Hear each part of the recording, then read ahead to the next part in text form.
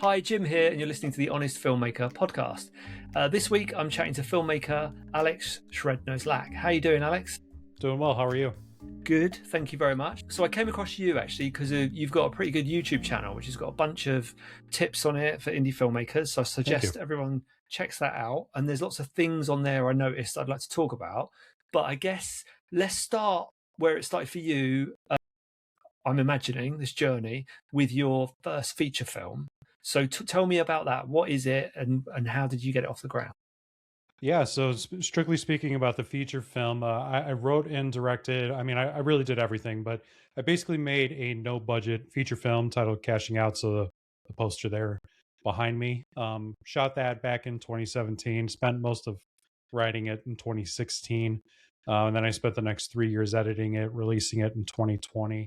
Leading up to that, though, I made numerous short films. Like I can't remember a time where I didn't want to be a filmmaker. Like I'd been doing it since I was a kid. It evolved a lot more once I kind of got into my college university years. But I made a lot of short films. I worked on other people's no budget features, and by the time 2017 rolled around, I built up enough confidence to write and direct my own feature. Yeah, and did you fund it yourself, or did you get money to make it? Yeah, so I funded everything myself. I was working part-time at a movie theater when I had made the film. Actually, I may have moved to full-time at that point. I can't remember the timeline, but I worked partially part-time and then eventually moved to full-time. But I was able to do that because I lived at home with my parents, and I'm very frugal, so I didn't have very many bills. Driving used cars. My parents didn't make me pay rent. I was basically living the dream life for Filmmaker during those years. So that's how I was able to pull that off. So I spent about 15,000 US dollars of my own on the feature. About a third of that went to production, the rest towards post production. But yeah, I didn't have necessarily like a set budget, if you will. I kind of just paid for things as they came up, and the grand total just ended up being a little over 15,000. Right. And over what period did it take you to make that film? So I wrote it. I mean, it's a complicated answer because I started writing it back in 2013. I couldn't really find a story that I liked, and then eventually, I guess I should probably explain what the movie's about. But it's about poker players that rob other poker players. So that the robbing other poker player aspect isn't something I came up with until about 2016. So once I had that idea, I kind of just ran with it. I think I wrote it within a couple of months, and then I spent the next few months just getting pre-production stuff ready. So spent pretty much all of 2016 writing and pre-production. 2017, I spent about 3 months making the movie. We started in late February and then finished in early June. And then I spent the next 2.5 years just editing. I did the entire post-production process, aside from coloring, but like editing, sound design, sound editing, all that. I did all that. I quit about 2019, and then I say quit. I decided to stop working on the film at about mid 2019, and then release the film. That's actually coming up on 6 years here, January 15th of 2020. Right. Okay. So there's a couple of things I take from that. But one of them, I've done that myself actually, where you sort of do everything in post-production, and I would never recommend that to anybody because it is madness, isn't it? It's kind of everything's on your shoulders. I don't know about you, but when I did that, you feel guilty if you're not working on it, and it's kind of this thing that's sort of hanging over you the whole time. But you're also conscious of how much there is that you need to do on a feature film. Just sound design on a scene alone is just enormous. So having now made a couple on from that where people do that stuff, someone does sound design and someone does all those other things, it's amazing when someone sends you something they've actually done all the stuff that would have caused me to have a meltdown. So that was a reasonably long production for a film. I'm not going to say anything because my first one took me about 7 years, I think, because They do take a long time. What do you think was your biggest lesson from that first feature film? Well, I there's a lot of lessons. I don't know if I had one particularly big lesson, because I call this movie film school the movie, because like I spent 15,000, but I'm going to put an asterisk on that, just because like I went all out on this movie. I knew I wanted to learn every aspect about production, about distribution, all of that. So like I did a lot of things that I don't think a lot of filmmakers necessarily need to do. Like I actually filmed a video for my YouTube channel that I'll put out here pretty soon, about breaking down the budget and how much money I made and all that on it. But I probably could have got away, if I cut out all the fat, I probably could have got away with only spending 10,000. So about 5,000 on production and a little under 5,000 on post production. But I did a theatrical release. I did I went self distribution. I did all the marketing myself.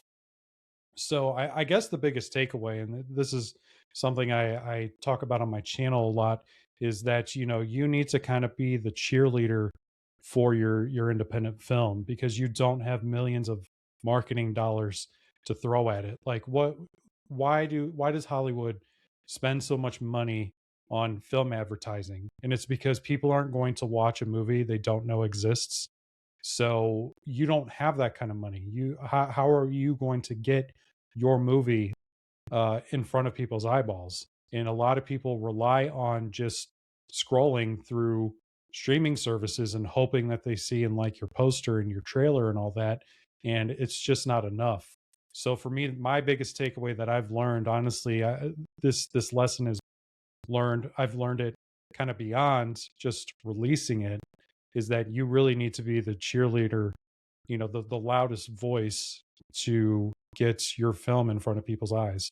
Yeah, absolutely. And it is a weird, I don't know how you felt when you started doing that, but personally, I sort of struggled a little bit with that because I felt like I was just me, look at this thing I've done, everyone. And you start to maybe think about people in your close circle who are probably sick to death of hearing about it. But then after a while, you don't care, do you? You just kind of, you just think, like you say, the more eyes you get on it, and the way these algorithms work, chances are if you put 30 things up, someone's going to see one of them. So you really do need to go to town on it.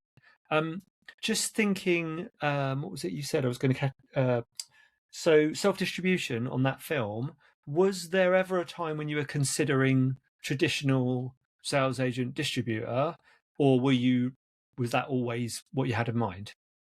Well, like I said earlier, I really wanted to get the full experience. So since I wasn't concerned about making the money back, I thought traditional distribution would have been a fine avenue to go. Actually, one distributor approached me back in like 2018. Like I was in Vegas, Las Vegas, with my wife on vacation, and I got an email about distribution. I was like, "Whoa, okay, somebody's taking me seriously finally." Um, but then I started listening to Alex Ferrari's Indie Film Hustle podcast. I don't know if you're familiar, if your audience is familiar, but that's kind of like the OG podcast of the format of this show, right? Like I listened to his show religiously, and just I started learning about just predatory distributors and such. And the more I listened to his show and the more I kind of looked into it, I just became um, probably a little scared, if I'm being transparent. But I just didn't see it being a viable route for me, just because I didn't want to give up complete ownership. Like having ownership of my work is very important to me. So once I kind of, I don't, there wasn't like an aha moment or anything like that. Like I can't pinpoint one particular moment, but over time, I'm just like, I think this is something that I can do on my own. So some naivety to that too. Um, but yeah, eventually I was just like, I think this is something I can accomplish myself. And I just went full steam ahead doing it. Yeah. And I'll come back to self distribution because there's tons of questions I can ask you about that. But just thinking about this lesson about promoting your film and being the cheerleader, what would be your tips for somebody to kind of spread the word about their film? What can they do? Yeah. So I didn't say this in the beginning, but for the last few years, I've been working on like my day job is I work as the director of content for a major YouTube channel. So Right. I've been learning a lot about marketing, pretty heavily for the last couple of years because like the channel is it's a bourbon YouTube channel, like whiskey and stuff like that. So I'm working with a niche audience already. So that's something super important. That's something Alex Ferrari always talked about was finding a niche topic, and I think that's very for one. I think that's probably one of the most important things you can do because one lesson I've been thinking about a lot, or as far as like thinking about Hollywood, like Hollywood is, they make a lot of sequels, they do a lot of IP, right? And then people like me sit here and complain why they make 15 Marvel movies. And then I go off and make something original that nobody watches. And then I wonder why. And, the next Marvel movie makes $1 billion at the box office. And it's because it's proven, right? It's very hard to make a new product and get it out into the market. It's a lot easier when you have a built-in audience, and building an audience takes a lot of time. So, as far as tips, like niching down, like, find a genre that you really like. Like I'm considering making a lot of horror projects in the future. Hopefully that's a pretty easy route to go. If you want to make like, something very low budget that has sequel potential, you could build an audience that way. Um, get people in your community just to care, build Facebook pages and Instagram pages, mark or email lists, like do your best there. I mean, if you can get a topic that people truly care about, you could do maybe even a crowdfunding campaign.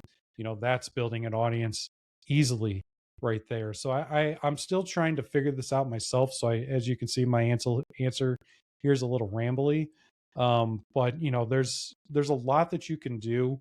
For me personally, like in cashing out, like I spent a lot of time building um a Facebook page, which I have accidentally deleted. So I guess my biggest tip is don't delete your Facebook page. Good tip. Yeah. Yeah. I made a lot of YouTube videos on it. I mean, that's primarily why I started my channel, was so I could talk about my movie and get people kind of interested in it. So there's a lot of avenues. Like there's no kind of one avenue. But if you can find a platform where you can be the loudest voice for your film and have it work, I mean that's definitely the biggest piece of advice that I could give.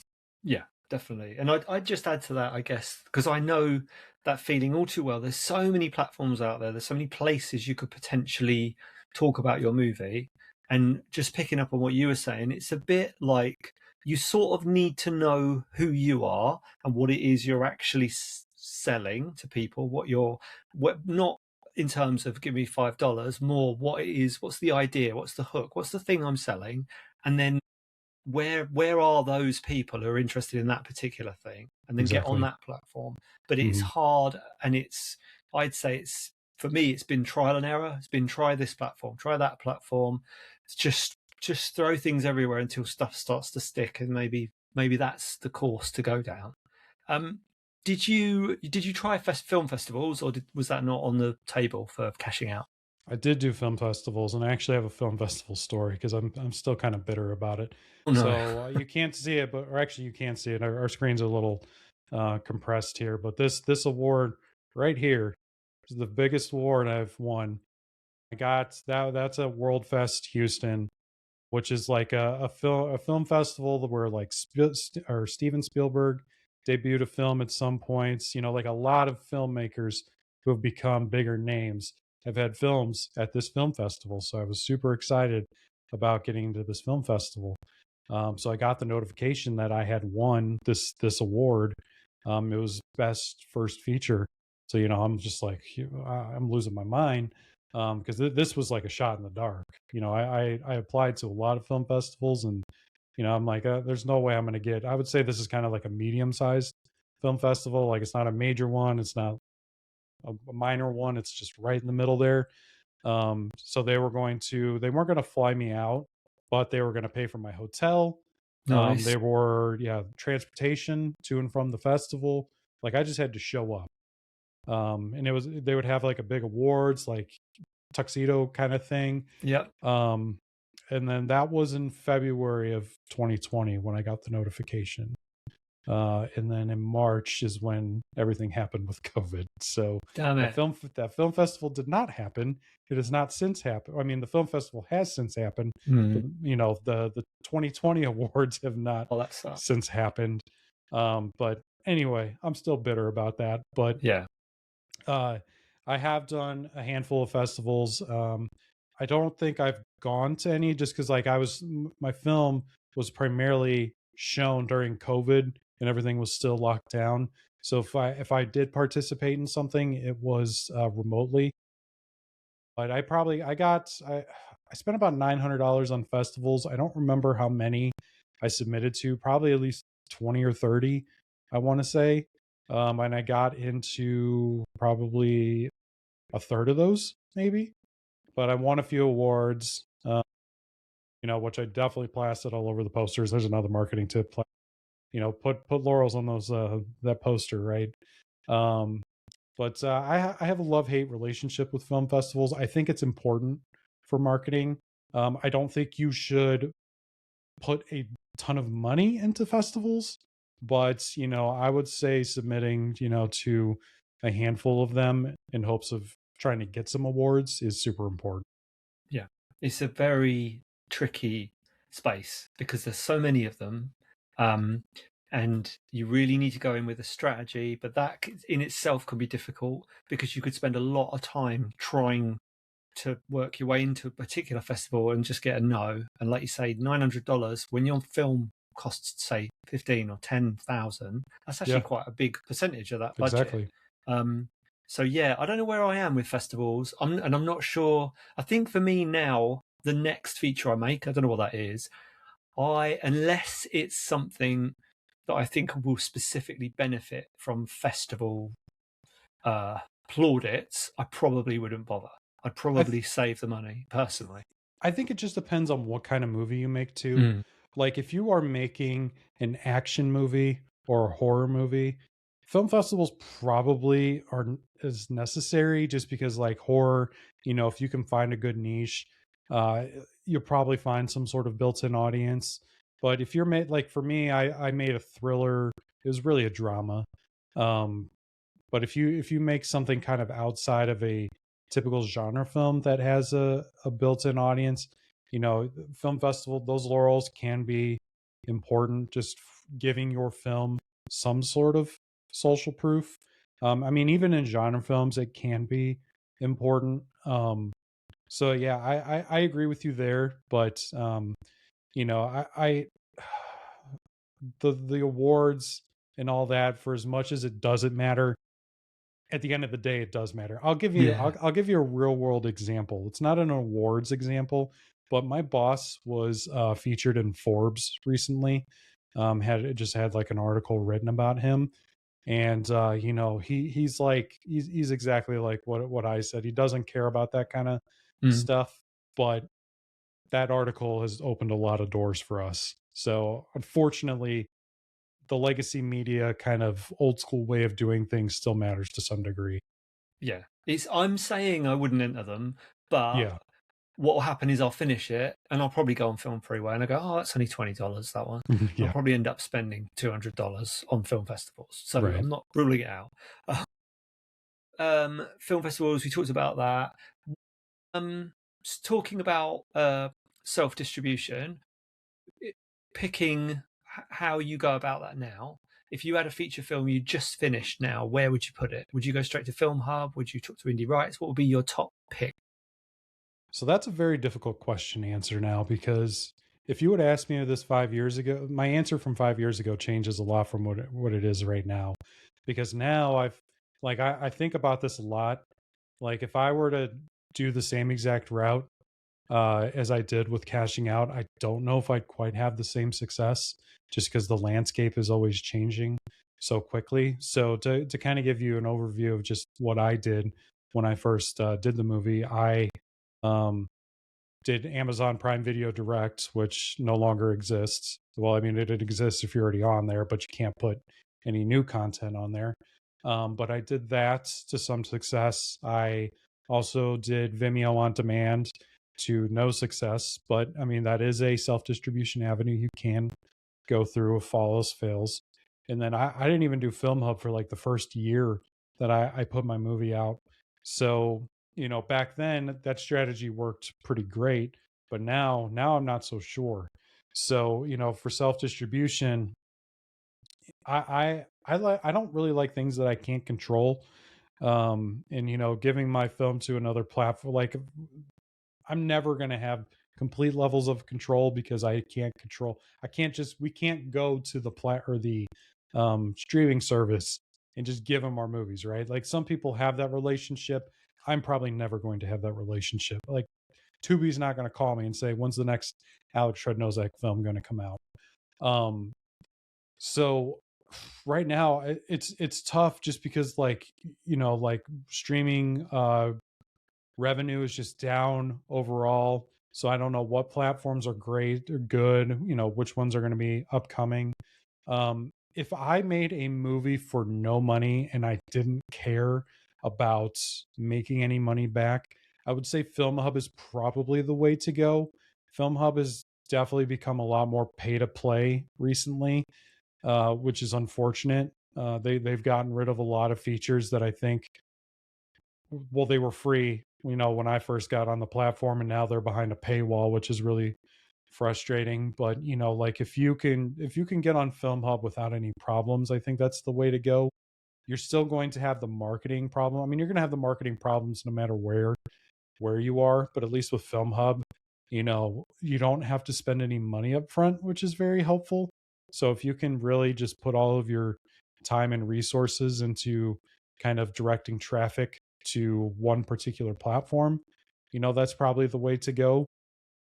Although if you have investors or you do care about turning a profit, I'm starting to recommend indie rights as like the first kind of step, just because they seem to have they guarantee platforms is the big thing. Like Film Hub doesn't guarantee, aside from Relay now, their own platform. They don't guarantee that you're going to get on Amazon or Tubi or any of this, and that's very risky if you have investors or are looking to turn some sort of a profit. So at least with indie rights, you have a lot more of a chance to make some money. And their distribution deal is very similar to Film Hubs. The 80-20 split, 80 to filmmakers, 20 to them. And they don't have any kind of bogus fees like a lot of other distributors. And there could be other distributors who are not predatory that can have great deals too, that have even more expanded opportunities than something like Film Hub or Indie Rights does. So I don't think there's a one size fits all answer. For me, most likely my next feature is probably going to be something very cheap and something I won't care about making money on. So Film Hub will probably be the way to go.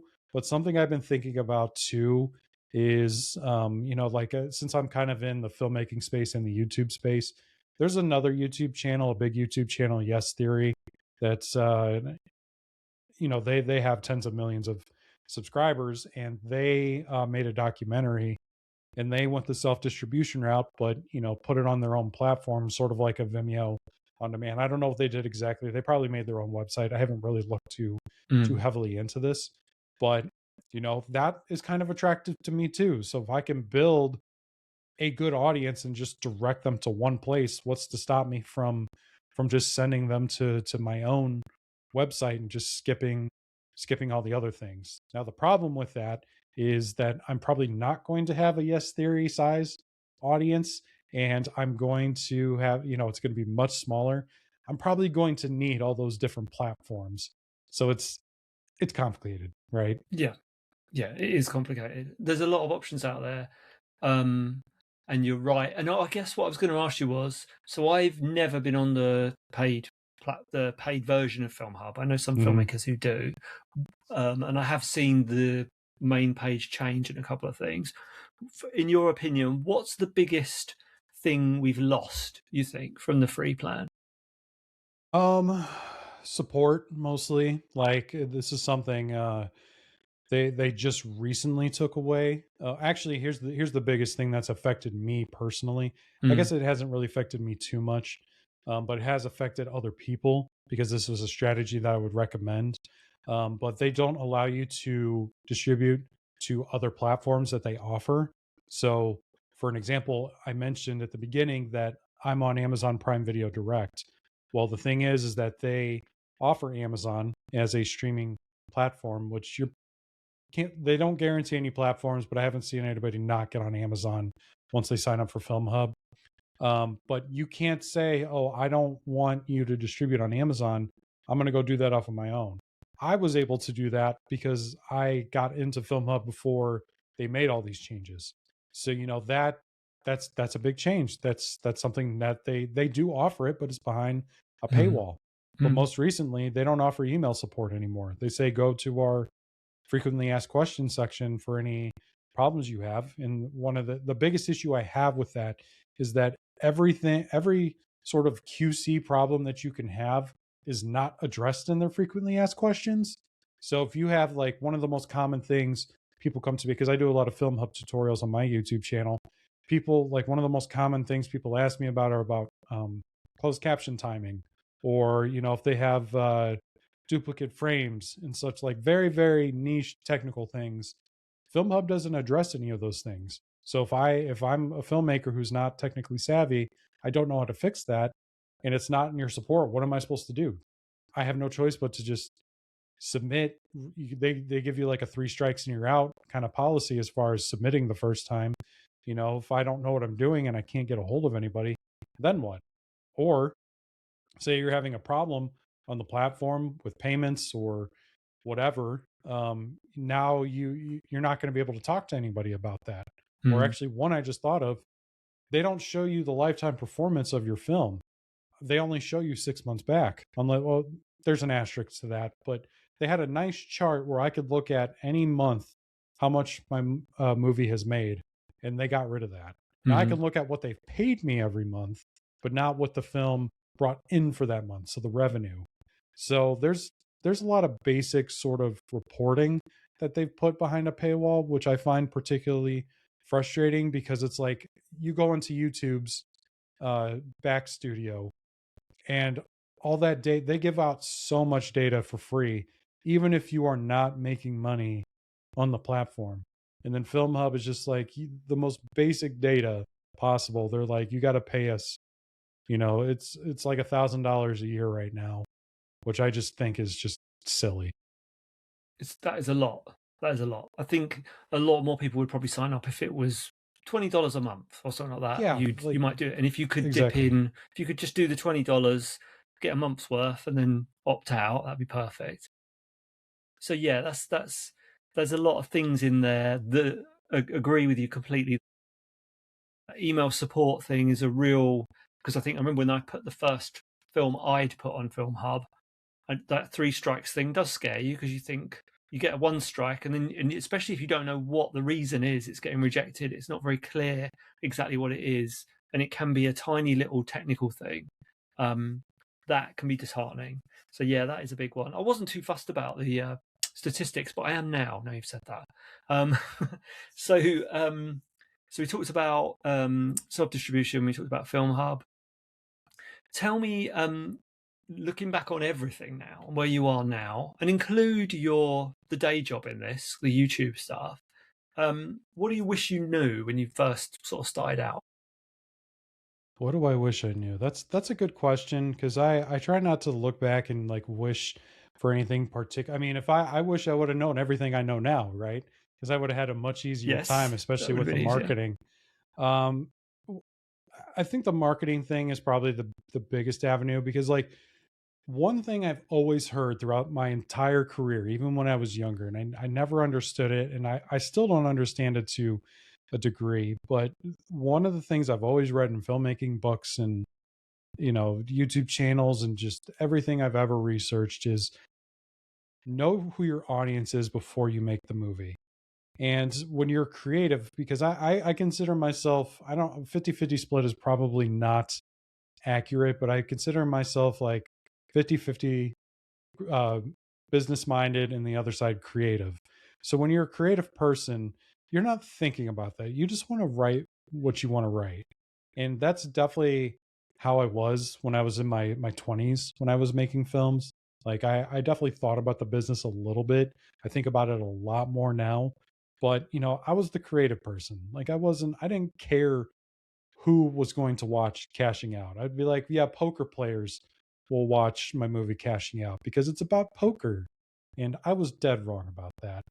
So, that's something I wish I would have taken a little bit more seriously back then, because I think I would have just had an easier time, just writing a story that was a little bit more appealing to a particular audience. Because I still debate on who the audience is for Cashing Out, aside from people who kind of support me. Like I don't think there's like a defined audience Mm. for that movie. I don't know if any of my work necessarily has a defined audience.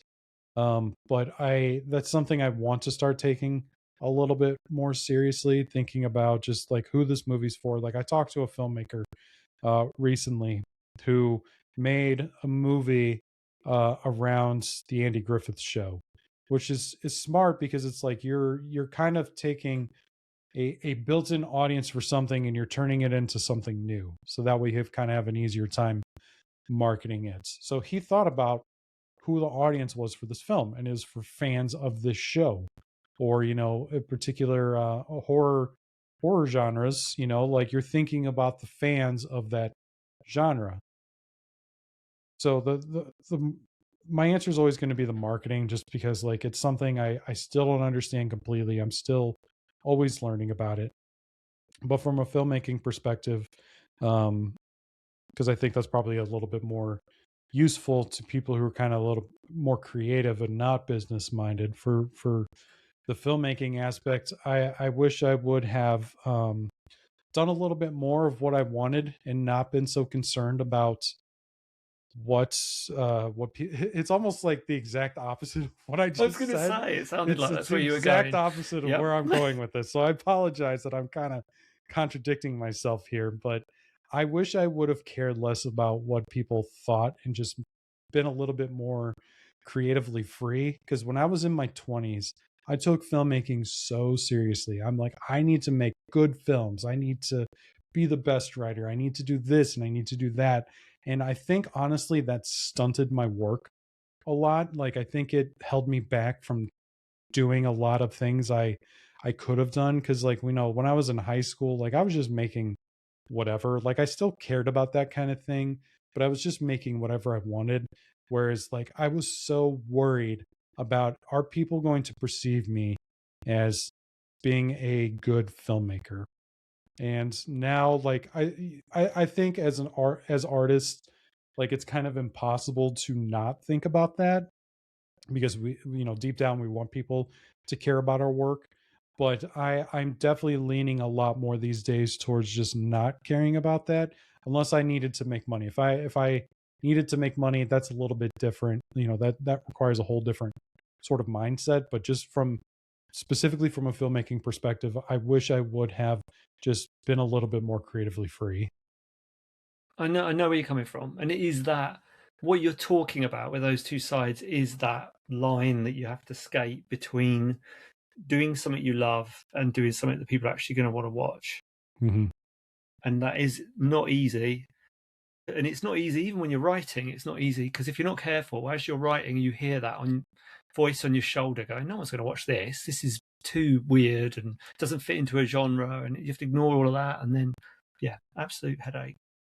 I'll finish with the question I ask most of my guests, which is: have you got a motto? Have you got like a mantra you live by? Oh man, I don't know if I necessarily have something. Having a motto is almost like too concise. You know what I Mm. mean? Like it's just like, do I live on one particular thing? Um, I'm trying to live a little bit more presently. Like I've lived very much in the past. It kind of goes back to what I was saying, because I've had a lot of things happen in my life, good and bad, and I've had a lot of time to reflect on those things, just because like my 20s were very very easy. I lived easy. I was able to kind of do whatever I want. And then after I turned 30, reality kind of set in.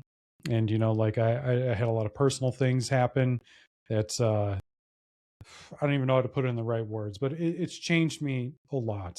So I'm trying to live a little bit more presently.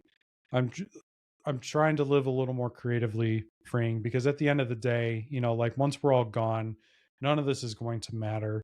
I want to be able to look back on the work that I've done and kind of be proud, as far as like, is this something I did I make this for me, or did I make this for some nefarious reason? So that is, I am trying to just be more free overall.